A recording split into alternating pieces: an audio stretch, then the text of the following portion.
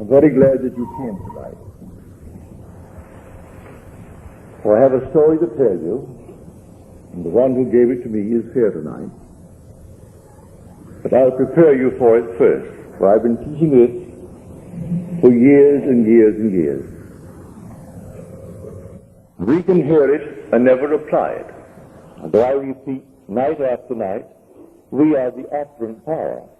It doesn't operate itself. We still postpone it. Quite often our training is in conflict with it, and we can't quite bring ourselves to apply it. We are told in the 118th Psalm, the stone which the builders rejected has become the chief cornerstone.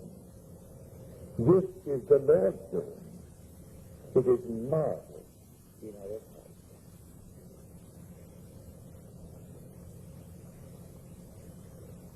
Many years ago, sitting in the silence, thinking of nothing in particular, my eyes closed in contemplation, but not really thinking of any one particular thing, suddenly a stone appeared before my eyes, at that size, huge quartz. And here this quartz shattered, like itself, into many, many pieces, and then quickly reassembled itself at this time into the human form, seated in the lotus posture. As I looked at it, I thought it was myself. I am actually looking at myself. I became so emotionally lifted. As I looked at it, it began to glow. And then it reached the intensity of, I would say, the light of the sun. And then it exploded.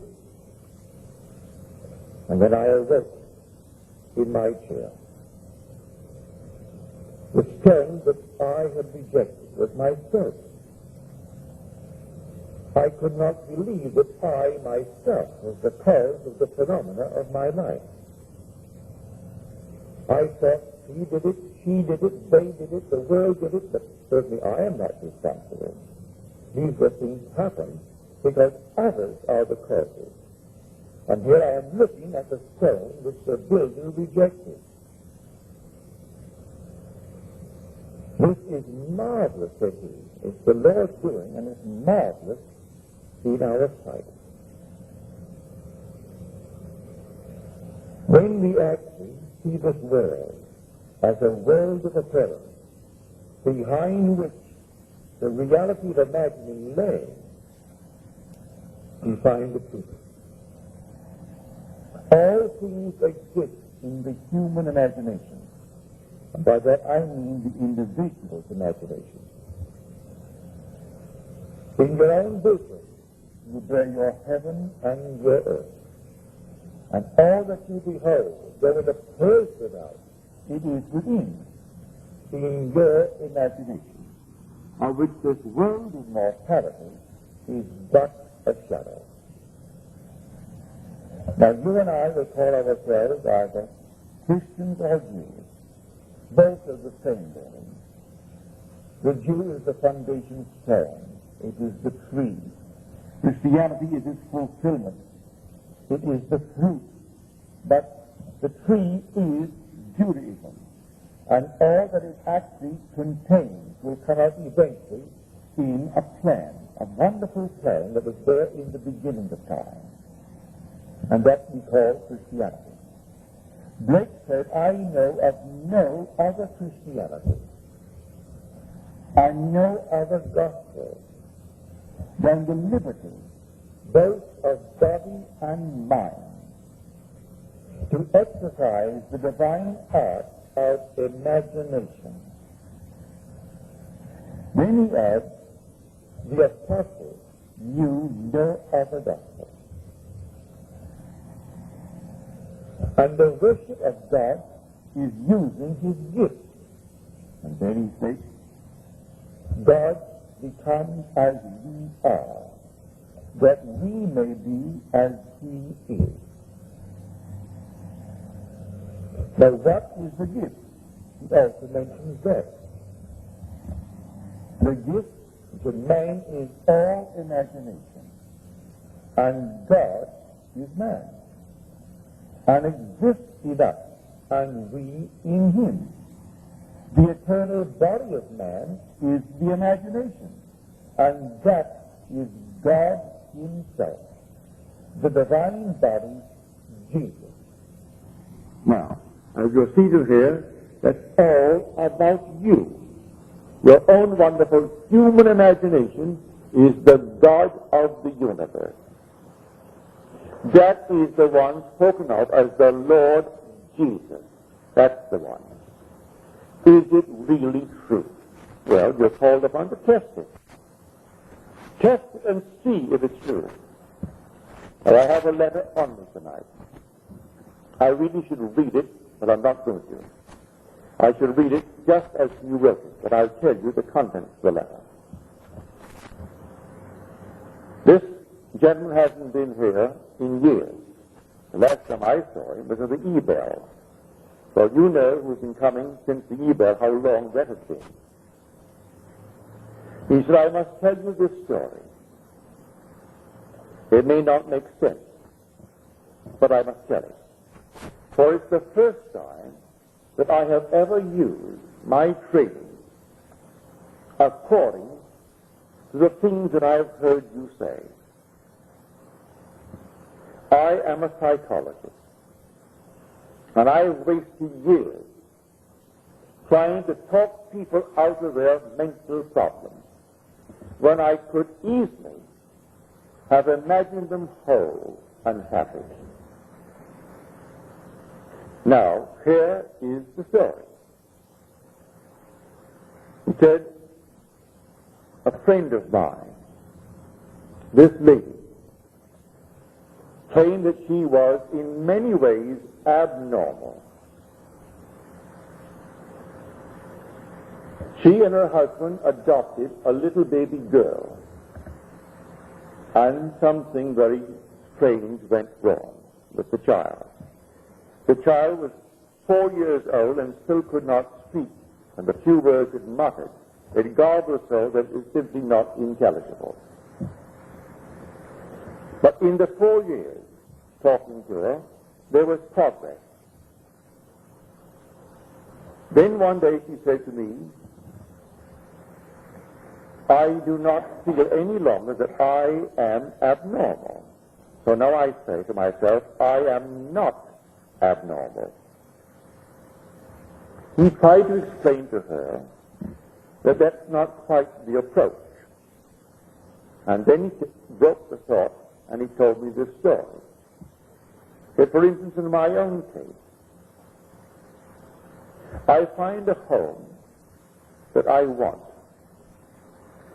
I begin to imagine that I'm living in that home, and then doubt sets in. With the result that doubt materializes into a person.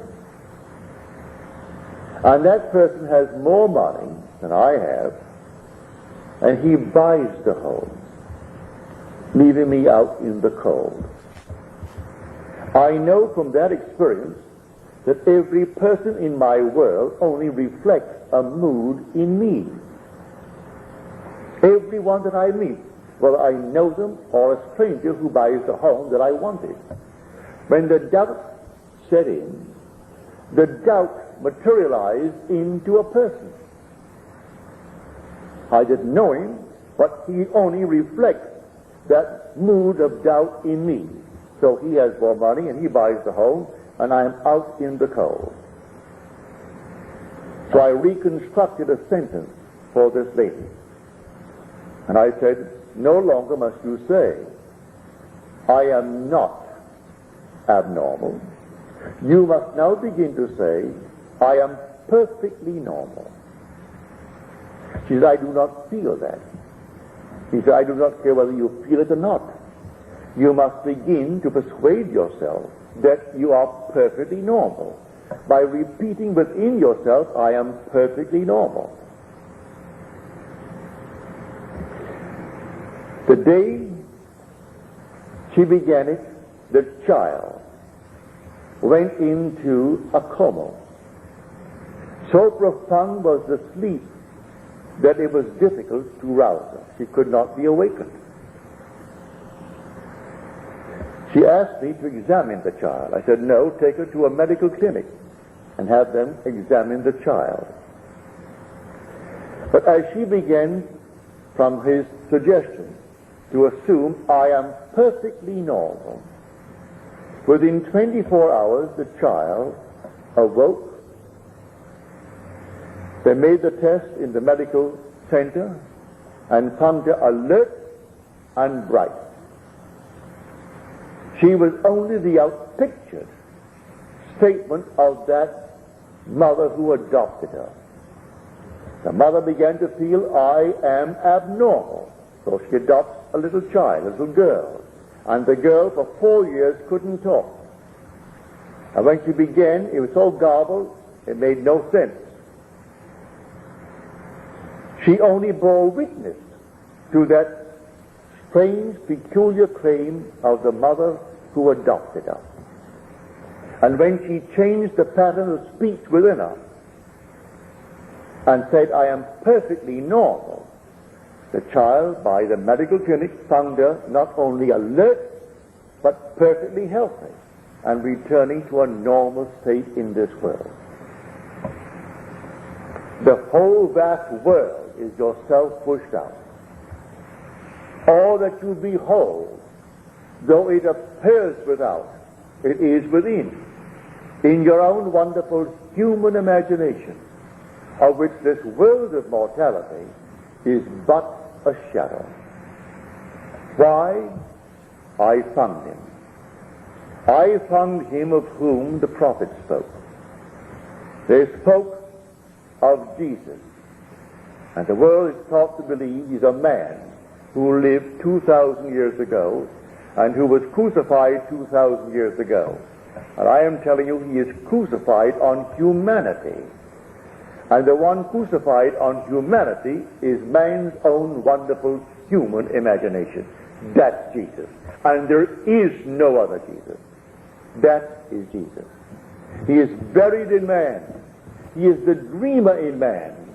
And he is dreaming this dream of life.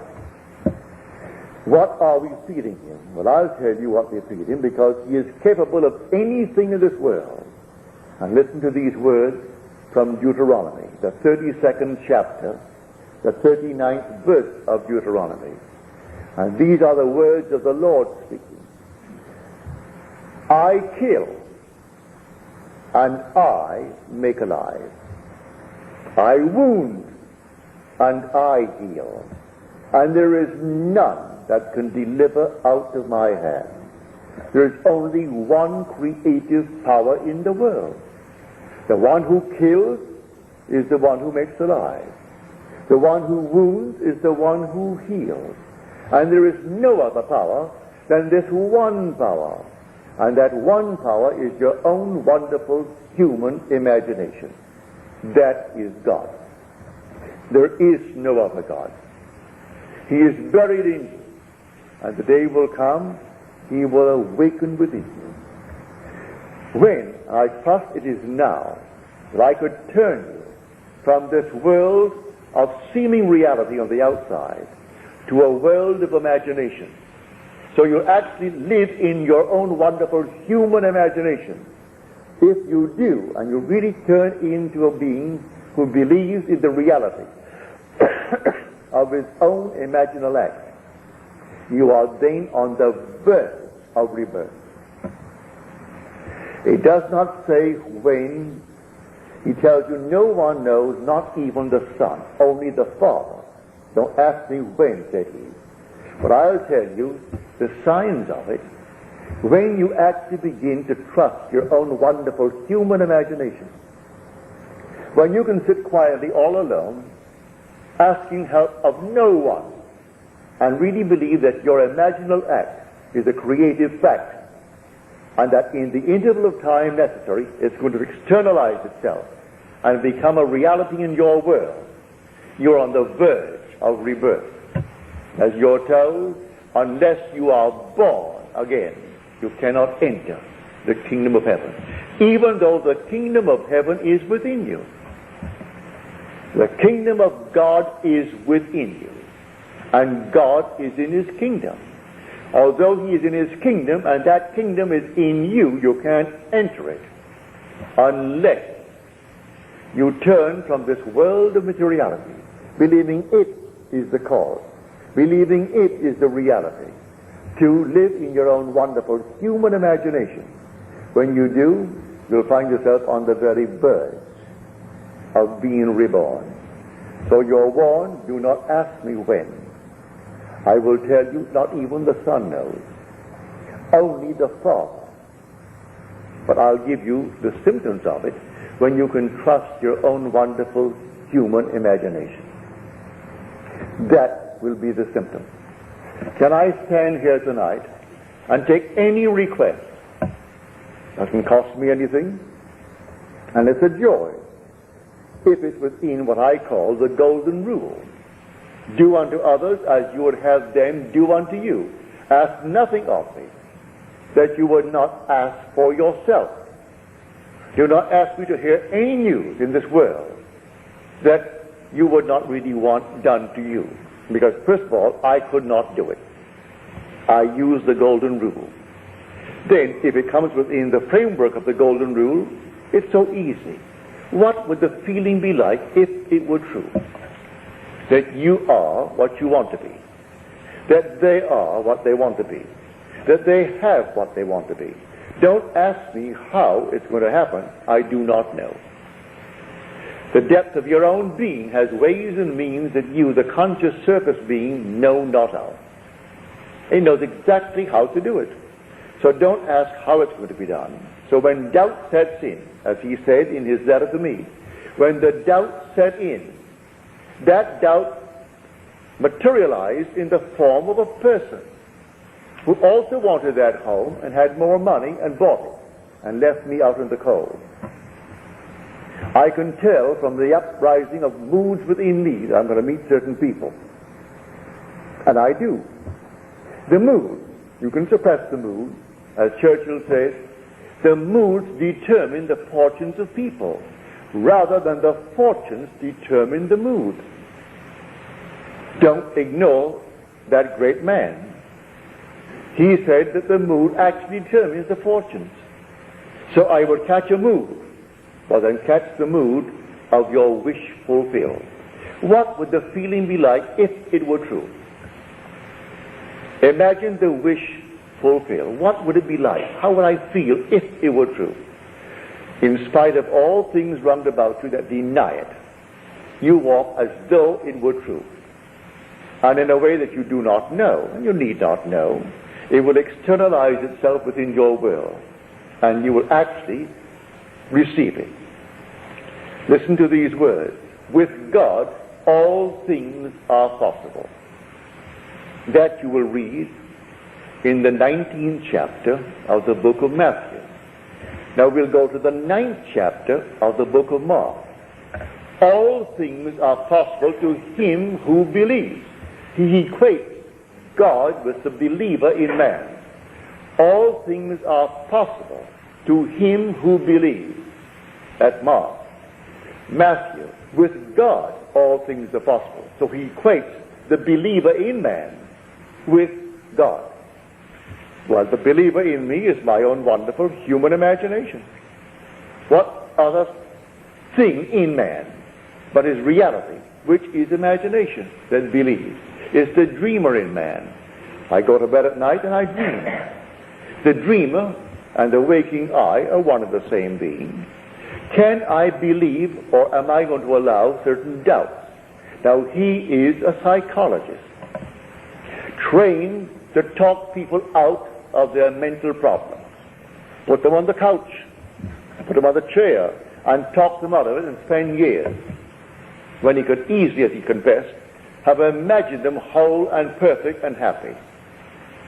But he said, I believe that I was, through my training, compelled to spend these awkward years as anyone who works at a job spends his time in an awkward manner.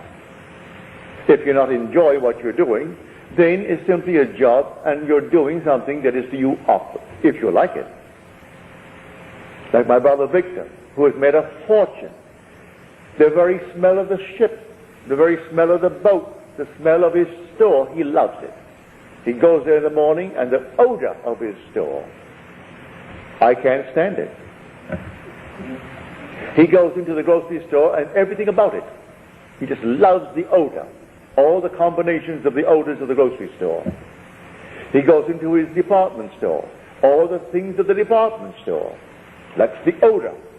It affects him. He loves it. Goes to a hotel, and the restaurant naturally is all in service. That affects him, and he loves it. He so loves it. He's in the mood of success. So, fall in love with something that really excites you, and feel that you are already what you want to be. And I tell you from my own experience and from this man's experience that it will work. Now, here is a man who heard me years ago. He came home one day, and I thought, now here is a man teaching people how to live correctly. And I had 2 books. They're completely out of print. You can't buy them. But I thought, if I could give them to someone doing this kind of work, who is serious, he's a trained psychologist, I'll give them to him. So I gave him these books. I don't think he's read them. First of all, they're named after the mountains of Switzerland, Zermatt and Oberland. But it's all imagination. The man who wrote it, I presume he's gone now. He was 94 when I last heard from him. But I gave him these books. They were new and completely out of print. You can't get the books. You might find them in some second-hand, but they were never popular books because they were very voluminous books. But he wrote them in the form of a dialogue like a Plato. He introduced 5 characters, and each one was a scientist, one was a philosopher, one was a mystic, one was something else, and they all discussed. And he had the central one who was the mystic, explaining the phenomena and the cause of the phenomena of life. And so he wrote these volumes. And I gave them to him. I asked him the other night, because he's here for the second time in years. And he mentioned, the way he told me about them, I don't really think he really read them with understanding or really read them. Because it's told like a Plato would tell a story, introducing characters. Because the one person is speaking as the scientist, as the mystic, as the philosopher, as the atheist. He had them all present, only 5 characters. But the books are completely on imagination. And it's called the Zermatt Dialogues and the Oberland Dialogues. And I went down to the bookstore in Long Beach called Acres of Books looking for them. And old Mr. Smith, he's gone now. He was then in his 80s. And I was looking all over the philosophical department and the other departments. Oh, he said, you wouldn't find them there. You'll find them under Switzerland, the mountains. He didn't know the content of the book. Go over to the place and look under Switzerland. And there they were. So I found my 2 books. And I parted with him and I gave them to him in the hope that because he is a psychologist, a trained one, that these were showing that causation is all imagination. That imagining creates reality. What am I imagining? So they came to him, the embodiment of imagination, and they said, but you haven't eaten. And they were concerned because he'd been left alone and he had not eaten. And he said, I have food you know not of. And the food is, what are you feeding your imagination morning, noon, and night? You read the morning paper and you react, and you don't know one character there, any of them, and you react even before you get to the end of the page, based upon some biased reporter. But you react. That's what you fed the Lord. For the Lord is your own wonderful human imagination. That's God. and there is no other God. That is the Jesus of Scripture. That's the Jehovah of the Old Testament. And he is housed in you. That's why you are immortal. So you can drop right now. Now I tell you, it would make no difference to your immortality. Chop off your head, burn you, and turn it into dust. You are an immortal being. You cannot cease to be, because God became as you are, that you may be as he is.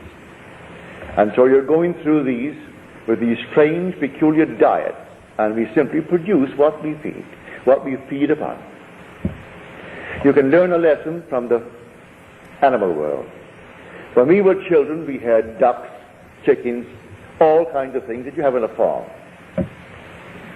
And we were a large family. There were 10 children, 9 boys and 1 girl. And we had a father, mother, and grandmother, all living in our home. And mother would say to us, take, say, 2 or 3 ducks and put them away, because I want them in 2 weeks. I'm going to have a duck dinner.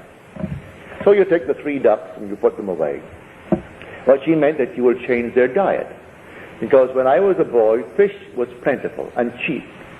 You could bring in all kinds of fish. We had no refrigeration. So if it wasn't sold in the evening, early evening, it rotted. So you simply either use it for strange bait the next day, or you fed the animals, that is, the ducks. So we would take the fish while we kept them alive, and they fed on ducks, on fish.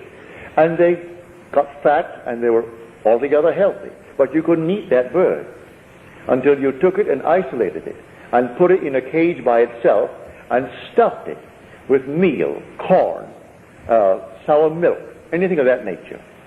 And at the end of 10 days, that bird, having been fed only on, say, milk or corn or anything you had of that nature, the whole system changed. And so when you cooked it, it was like a milk-fed bird. If you didn't do it, you couldn't eat it. It's all fish. And I would know, I can see it now in my mind's eye. When mother said, Neville, get a few ducks and put them away, and I'm playing cricket and playing soccer, I forgot it. When I remembered, it was only about 5 days before. So I took the ducks and put them away, but 5 days was not enough to purge it completely of the fish. Well, you could smell that thing all over the neighborhood. On Sunday afternoon, we were going to have ducks. And we knew we couldn't have ducks because you couldn't eat it. You look at a duck and you're eating fish. So it repulsed everyone. Of course, we got a good spanking for it because we didn't do what Mother commanded us to do the time that she told us to do it. Well, that is just like everything else in this world. You feed, as he said, I have food you know not of. You feed for a few days, a couple of weeks, on a changed mental diet. In this case, in 24 hours, when she took the diet that he gave her, I am perfectly normal.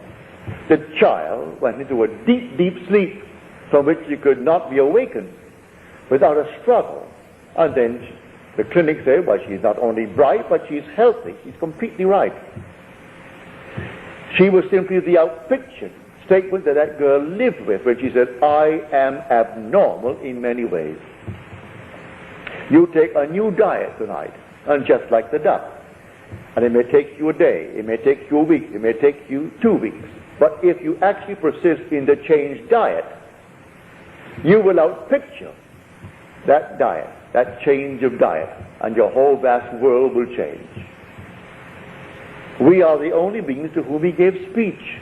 He actually became man. And this inner speech is a marvelous gift. And you can't stop it. You're doing it morning, noon, and night. You go to bed talking to yourself. You wake in the morning talking to yourself.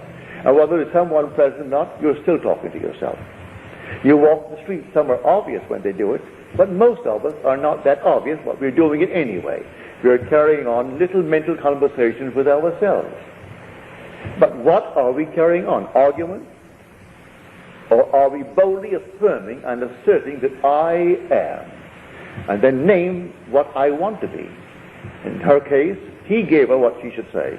And she argued with him, and she couldn't say it because I do not feel that yet. Don't wait to feel it, he said to her. Do it now. I am perfectly normal, because if you say I am not abnormal, that's not a creative thing towards your goal. In fact, it may be destructive. You want something positive, not something negative. I am not abnormal. I am perfectly normal. Then the child, the outpictured self. So everyone in your world is yourself pushed out. Blame no one. Don't even blame yourself. Just change the diet. They only reflect what you have been doing and maybe still doing. And when you see it, you change the diet. And the diet is simply words, all within you. So you assume that you are now the man, the woman that you want to be. Walk in that assumption as though it were true. Live in it just as though it is true. And then, who knows, that diet may not take more than 24 hours. I'm quite sure it would not take more than a few weeks to project itself in a way that you do not know. How do you know this little duck? And I'm speaking from experience. I'm not telling a story that someone told me. I was the one spanked for not catching those ducks the very day the order was given. And Mother was a kind of a disciplinarian that she always kept her word. If she promised you a bicycle, if she gave you a bike because you would do something, she kept it. If she promised you a beating, if you didn't do something, she kept that too. She was a great disciplinarian. I came back during the First World War. I went down on a schooner to what is now called the Virgin Islands. Then they were owned by Denmark. Santa Cruz, and what is now St. Thomas, and then St. John. We bought them during the war, the First World War. That is, we in America bought them. But then I was a British subject. And I went down on a schooner to get cattle because we didn't raise cattle in Barbados and we needed the meat. And they had the dairy, all Denmark owned them. So there were dairy people. Bought the cattle, put them aboard the ship, and started back for Barbados. And we were becalmed off Martinique. Martinique has a huge mountainous volcano. We were out of sight of the island, so they couldn't rescue us. And there's no radio in those days, no possibility of contacting the mainland. And there we are, simply drifting, not moving an inch in the course of a day. And the cattle are dying. They're all dying. We were 8 days late coming into Barbados, and all the cattle are gone, from the bilge and the lack of food, the lack of water. And I thought, well, now, when I came home, they'd be so happy to see me because they thought I was gone, because the submarines, the German submarines, were shooting at everything in the area, even a little schooner. So I came in, and I came home. They all greeted me with open arms. By that very day, Mother said to me, I don't want you to go out into the sun. You've had enough sun on that schooner for these many days at sea. I must have been 2 weeks at sea, and no possibility of any shade. Burned to a crisp. Don't go out. Well, I had guinea pigs, and I had rabbits. I had to go and see how my guinea pigs and rabbits were coming on. But she told me not to go. I figured my first day home, certainly Mother will not hold it against me. So I went out, disobeying her order. When I came back in, she said, did I tell you not to go out?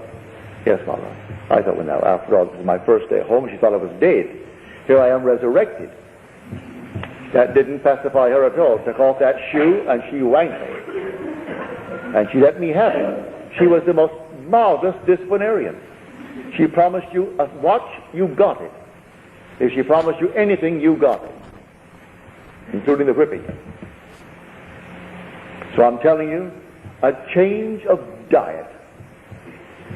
And in our case, we are the Lord. And the Lord feasts upon words. He is the Word. And so what are you saying to yourself in the course of 24 hours? I am in want, I am this, I am that. Change it. Completely change it. And say within yourself, I am happily, blissfully married, if that's my objective in life. Reason denies it, your senses deny it, I am blissfully happy, and sleep as though it were true. I can tell you that story from my own personal experience. It works that way. And when I told the details of how it happened, people saw the means employed, which I certainly didn't manufacture them, not consciously, and judged me harshly for telling the means. But, as you're told in Scripture, I have ways and means ye know not of. My ways are past finding out. All you do is simply go on the new diet. But when I found the girl to whom I'm now married, I'm blissfully happy with her since the day I met her back in 1936.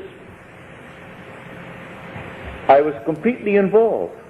I wasn't divorced, and in those days in New York City, a divorce was out. It only became legal after the very, very, very wealthy Rockefeller got his outside and then brought pressure to bear on the state to pass a decent, modest, normal, modern law, allowing people who cannot live together to separate and then seek a normal divorce. Prior to that, all divorces were simply collusion. All divorces. You paid someone to find someone, and then they signed these little things. You went before the judge, and they all knew. It was collusion anyway. Well, here I am completely involved in marriage, and I want to marry this girl. I met her the very first second I saw her. I said, she doesn't know it, but she's going to be my wife. She doesn't know it yet. And simply, I slept as though we were blissfully happy. She on that bed, I on my bed. It wasn't a sex act. It was simply, she was there in the room, in our lovely home, and I was in my bed and she was on her bed. So I didn't make it an emotional thing of that nature. And the girl, who was my former wife, who refused, she even left the state so as not to be given a summons. And one day I got a call from the court telling me to come on down. They needed my advice. I went down to the court wondering, what am I doing going to the court in the morning? When they brought her in. And I pleaded her case before these three judges. And she said to me, after I got her off, that was a very decent thing for you to do, Neville. And I know you want a divorce. Give me the papers. I didn't have the papers on me. And she and I got into a taxi and rode to my hotel, and I gave her the papers. Now, that's supposed to be illegal, so I'm told now. You can't serve your own papers. I didn't know that. Give her the papers. And I got my divorce in the city of New York. So I know it works. It took me 1 week to do it. That's all that it took me. 1 week.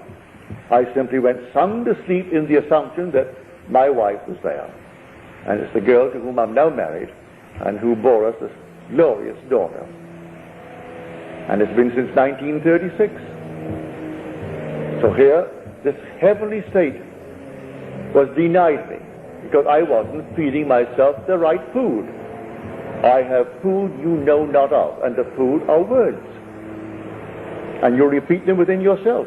What am I saying? As Blake said, oh, what have I said? What have I done? Oh, all-powerful human words. What have I said? What have I done? Oh, all-powerful human words. If man only realized what he is doing when he is talking seemingly idly. So also, who cares? Who knows? Who knows? The only one that cares knows. And he is your own wonderful human imagination. That is God. That's the Jehovah of the Old Testament and the Jesus of the New. And there is no other God. And he's buried in you. And he's dreaming in you. And surely you want to awake. But you will awake the day that you actually move in to the life of imagination, where you trust your imagination and live in it. You're not far from the threshold of rebirth. But I can't tell you the day or the hour. No one knows but the Father, and the Father is your own wonderful human imagination. I saw it so clearly. This is the stone that the builders rejected. But what the builders rejected has become the chief cornerstone. It was the Lord's doing, and it is marvelous in our sight. So I rejected the fact that I was the cause of the phenomena of my life. I couldn't believe it. I thought everyone outside of myself caused it. Then I realized, when I saw the vision, here is a stone, a quartz, and it fragmented into numberless parts. As he said, the one who bought the home, that's a fragmented part of my own being. My doubt brought him into being. He materialized my doubt. A man, a person. And he bought the home I wanted because he had more money. I materialized that. It came out of me. So the whole thing fragmented. And then when it came together and formed itself into a man, seated in the lotus posture, and I looked at it, I'm looking at myself. Then I realized I am the cause. He is the dreamer in me. And one day he is going to awake from this dream. And when he awakes, I am he. And he and I are one. This is the story I am trying to tell the whole vast world. Because I know it's true, and the day will come, you will know it's true. There is no other God than your own wonderful human imagination. I still would invite you, although I've told you to do it yourself, I still invite you, if you feel uneasy about it, to ask of me. For in the end, may I tell you, we are one. Now let us go into the silence.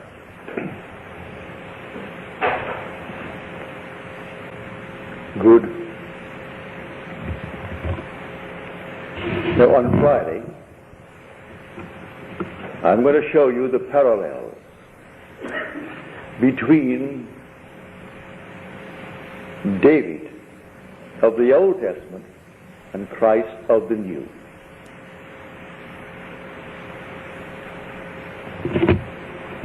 I know, trained as we are, it is the most difficult thing to separate our preconceived opinions from what we're actually looking at. So I'll give you the passages and quote them for you and show you that you may go home, take the same book that I am going to quote and read it. But you're still going to find it difficult based upon your training to separate your preconceived opinions from what you're actually looking at. I'm going to show you it's the same being. Not only from Scripture, I have experienced it. So I know it is true based upon my own experience. But one would like confirmation from the written word. So on Friday, I'm going to make that my task, to show you. Now, are there any questions, please?